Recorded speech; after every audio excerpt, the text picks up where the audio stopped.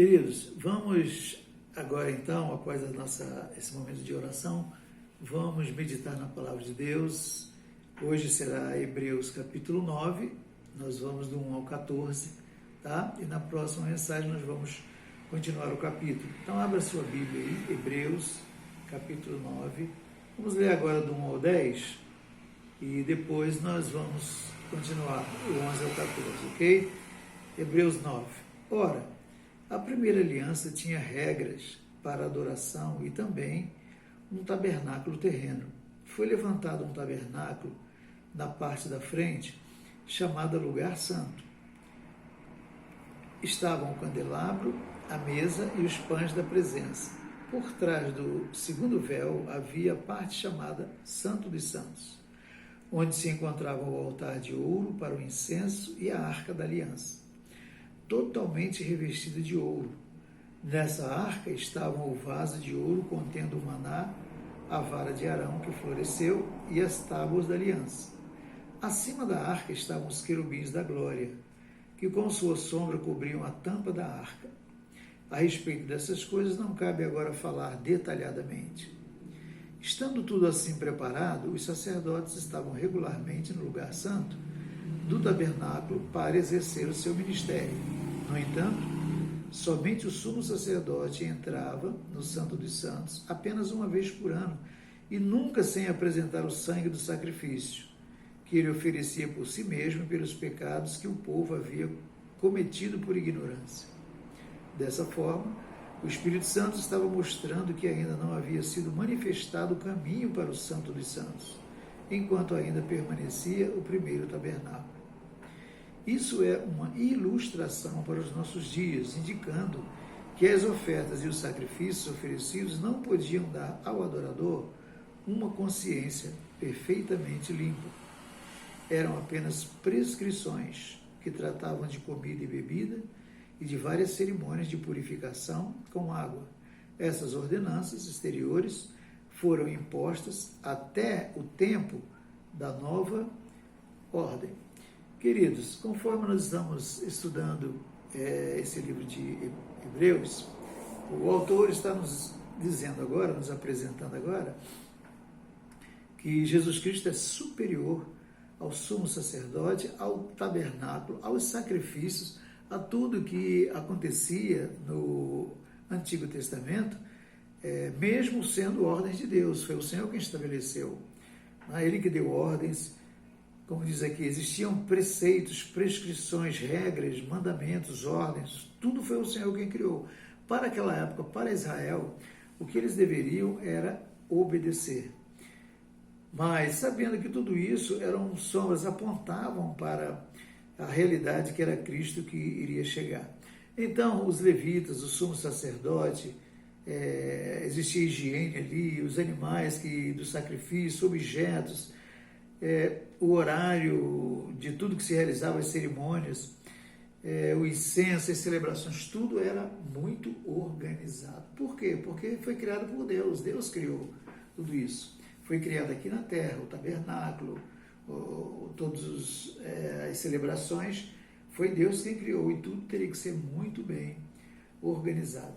O tabernáculo, o autor aos Hebreus aqui nos explica muito bem, ele deixa claramente que ele era composto era uma construção que armava e desarmava durante a caminhada no deserto, onde o povo parava a sua caminhada para adorar a Deus, para servir a Deus, para confessar os seus pecados. O tabernáculo era armado, existia o átrio, onde ficava o povo lá fora, a segunda parte, que era o santo lugar, e ali só os levitas, o sumo sacerdote, entravam.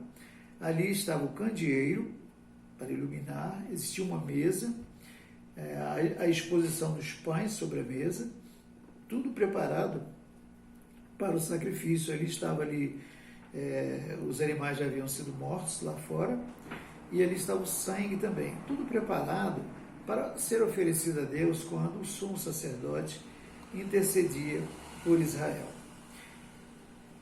Existia um grande véu, uma grande cortina separando o santo lugar do Santo dos Santos, O Santo dos Santos é onde estava a presença de Deus. E ali no Santo dos Santos, apenas o sumo sacerdote poderia entrar uma vez por ano para interceder pelo povo.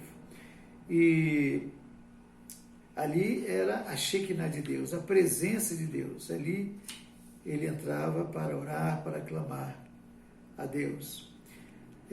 No Santo dos Santos estava um altar de ouro, estava o bordão de Arão, a arca da aliança, simbolizando a presença de Deus. Existiam as tábuas da aliança, aquelas tábuas, mandamentos que Deus deu, uma urna de ouro, onde ali era colocado o incenso, que simboliza as nossas orações, e o maná, aquele alimento que Deus derramou sobre Israel para alimentá-los. Sobre a arca da aliança, existiam 12 querubins, onde eles estavam de frente, e as suas asas batiam uma na outra e cobriam a arca, símbolo também da presença de Deus. As suas asas cobriam o propiciatório.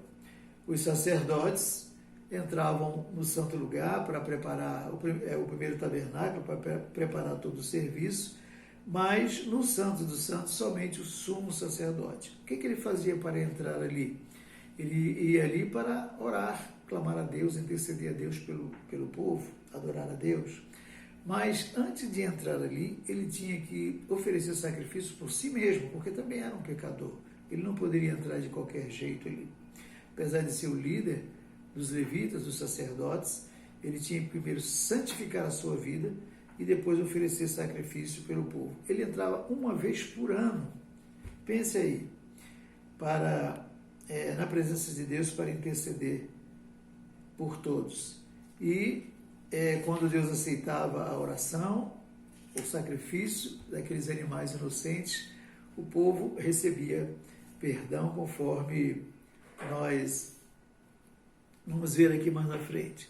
Então, queridos, o autor dos Hebreus nos diz claramente que tudo isso era muito limitado. Por quê? Nós estamos falando de levitas, sacerdotes, homens, como eu e você. O sacrifício de animais, né? Animais. O tabernáculo, uma construção lá de material, madeira e lonas. Enquanto existisse esse tabernáculo terreno, o verdadeiro tabernáculo, que é Jesus Cristo, não chegaria. Por quê? Porque Deus tem um plano, Deus tem o tempo, e somente na hora certa Ele mandaria do céu o seu Filho Jesus Cristo, que iria ser a realidade de toda essa sombra. Isso eram sombras, eram cópias daquilo que iriam, na verdade, acontecer. Quando Jesus Cristo chegou, que nós entendemos que tudo aquilo ali que aconteceu no Antigo Testamento, claro que tinha a sua validade, porque foi Deus quem criou, era Deus quem organizava, quem dava planta para Moisés, para os sacerdotes, tudo que acontecia ali, as cerimônias, tudo vinha de Deus, tinha o seu propósito para levar o povo a adorar a Deus, temer a Deus, confessar os seus pecados. Mas nós sabemos que tudo aquilo era uma sombra, eram cópias. A sombra projeta um corpo, aponta para um corpo. A cópia aponta para uma realidade, algo que é real. Não é? E a consciência das pessoas não era purificada. O sacerdote, quando orava e intercedia a Deus, ele aspergia o sangue sobre o altar para purificar o altar, aspergia o sangue de animais sobre Israel, sobre as pessoas, e eles com aquele sangue, o corpo deles era coberto. Deus aceitava o seu perdão, mas o seu corpo era coberto, Deus livrava-os de todo mal. Só que era um sacrifício limitado, era uma intercessão que não completava na vida de Israel o que Jesus realizou por nós. Quando o Senhor Jesus chegou, tudo mudou, porque, conforme nós lemos aqui, Jesus chegou, nos ensinou o seu evangelho, a sua palavra, e foi aquela cruz. O seu corpo, nós vamos ver daqui a pouco, o seu corpo eterno, não um tabernáculo agora feito por mãos humanas, mas o seu próprio corpo, ele entregou naquela cruz, Ali ele derramou o seu sangue, não o sangue de animais, sangue puro e imaculado.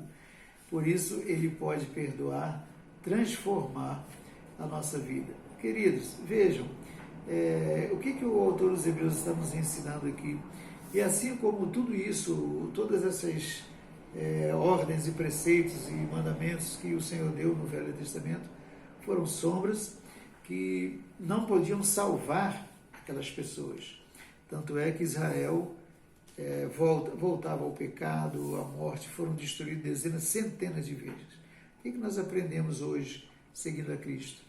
Não é a igreja que salva ninguém, não é templo que salva ninguém, não são os líderes religiosos, não são os nossos bons serviços, nós achamos que fazemos umas coisas aí para Deus e vamos para o céu por isso. Nossos sacrifícios, não é isso. Nada poderá salvar, perdoar as nossas religiões, todos nós tivemos religiões, não adiantou nada, nada tirou o vazio do nosso coração, as ideologias que aumentam a cada dia, as filosofias de vida, riquezas, poder. Esse momento mesmo nós estamos vivendo um momento dificílimo, quando vemos tanto o Brasil como as nações lutando aí pelo poder. Alguém quer mandar no mundo e nós estamos vivendo isso nesse momento. Nada disso traz salvação, libertação, vida eterna para o homem.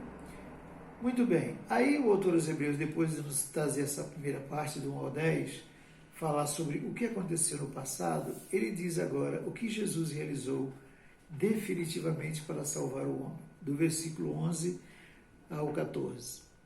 Quando, porém, veio Cristo como sumo sacerdote dos bens já realizados, mediante o maior e mais perfeito tabernáculo, não feito por mãos, quer dizer, não desta criação, não por meio de sangue de bodes e de bezerros, mas pelo seu próprio sangue. Ora, se o sangue de bodes e touros e as cinzas de uma novilha espalhadas sobre os que estão cerimonialmente impuros os santificam de forma que se tornam exteriormente puros, quanto mais, então, o sangue de Cristo, que pelo Espírito Eterno se ofereceu de forma imaculada a Deus, purificará o quê? A nossa consciência de atos que levam à morte, de modo que sirvamos ao Deus vivo.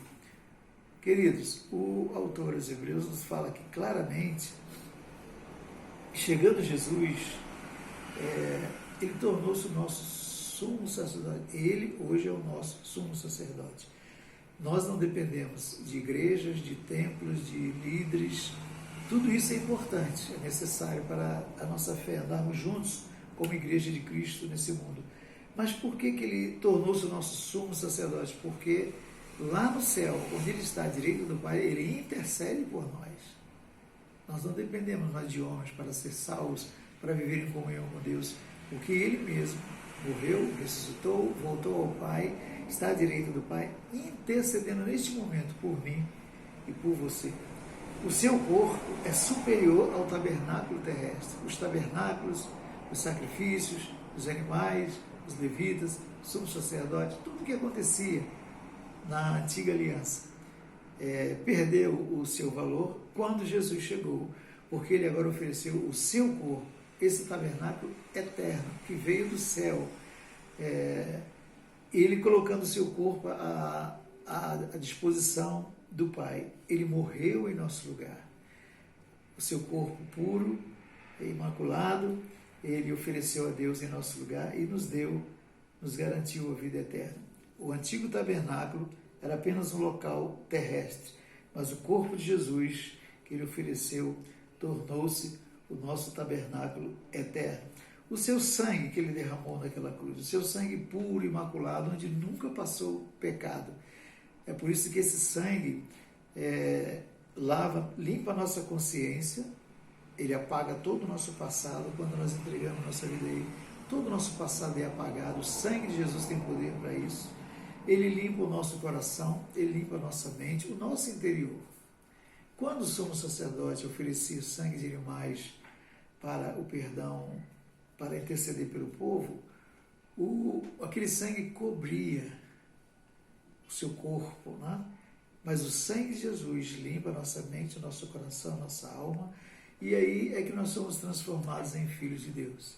É aí que nós podemos amar a Deus, conhecer a Deus, amar uns aos outros, amar a igreja, amar os perdidos e servir a Deus de todo o nosso coração.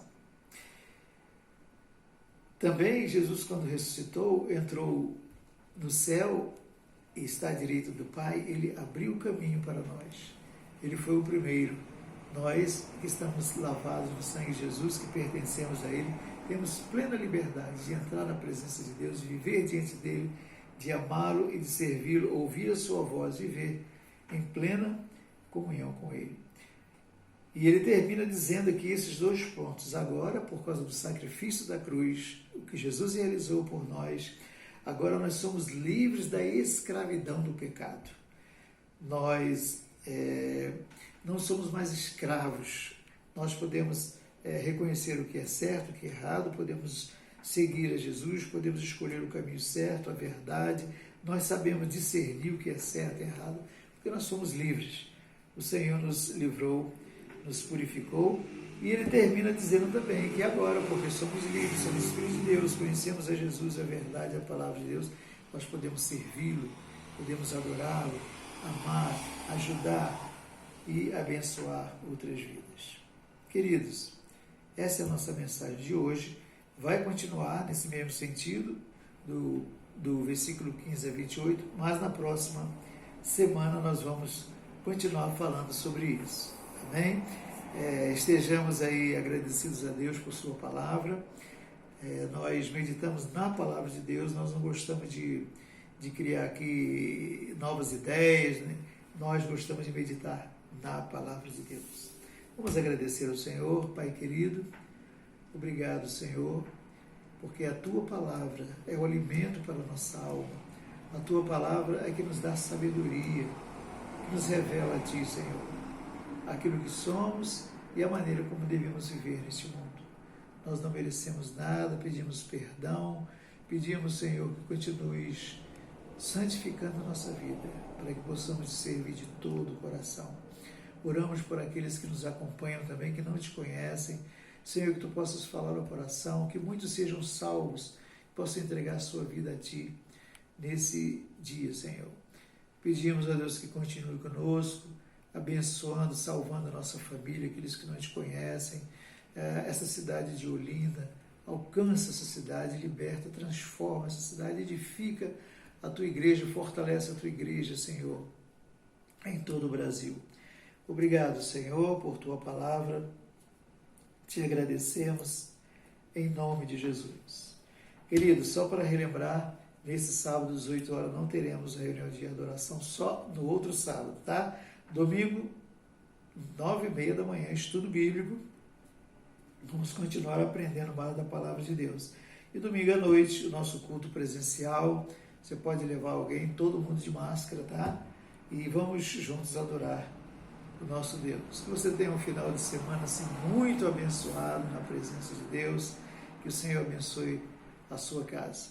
Que o amor de Deus, nosso Pai, a graça do Senhor Jesus Cristo, a comunhão e a unção do Espírito Santo permaneça sobre a tua vida, sobre a tua família, sobre a igreja do Senhor, hoje e sempre, em nome de Jesus. Que Deus abençoe a todos.